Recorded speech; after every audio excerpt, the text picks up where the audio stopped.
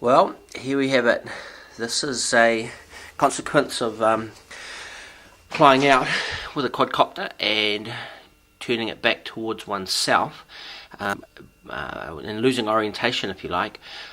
So what used to slow it down as it came back, and you sped it up, and when it didn't respond you put more on rather than just letting it go, or cutting the power and then up level and come down.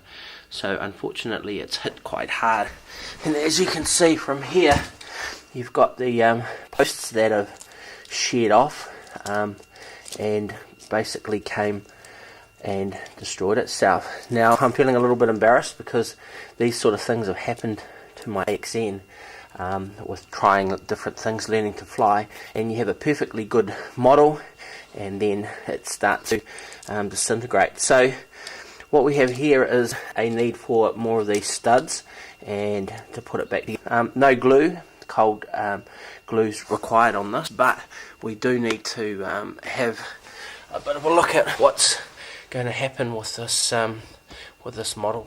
So I just wanted to chronologize this and just make a point that it's a bit of a shame that this thing has disintegrated. So we lost a couple of blades, so we've got a 6-inch and a 5-inch blade there. And really the thing I should be doing was lifting a couple of things, but my son's at school, so my videographer wasn't here, so I just go for a fly.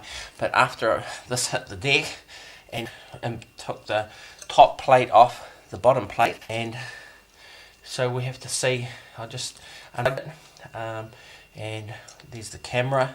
So it just really looks like it's taken the impact by popping screws.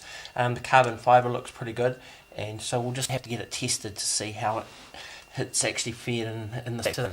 The nose board looks intact and everything looks to be there. So the battery looks good too, but you can sometimes you're lucky when these things land, and sometimes you can get away without damaging the core parts to it. But I feel a little bit sheepish, and I can see some of the white marks that one of Bruce's videos was talking about around the blades. So you can see this blade's got a bit of a wobbly thing going on there, and it's got to be there. So the integrity of this whole unit has been destroyed. However, that's what is about this model flying side of things is about, is experimenting and get to know. So if I have a bit of take-home message to people is it's important when you're learning to go out and back, not to get cocky with how far out and back you can go, and then turning it around. Once you change your orientation, you change the way that your sticks actually respond.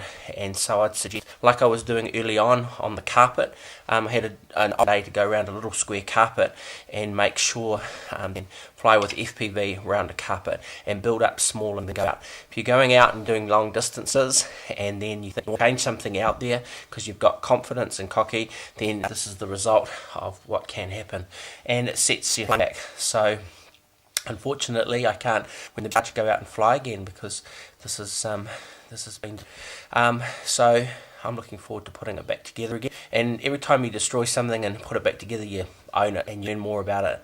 So that's the take-home message from this, is to practice FPV on the actual mat and learn to control in nice close proximity with far to fall. And if it is coming back at you, you can actually tell which way it's going, because this basically just turned hard sideways as it was coming in, and to try and stop it, you put more power on just to make it go up, and as it was descending, so it just gets faster and faster until it hits the ground. So it's a bit of an expensive exercise, but glad to get it back. So that's all that we need to talk about. Thanks very much.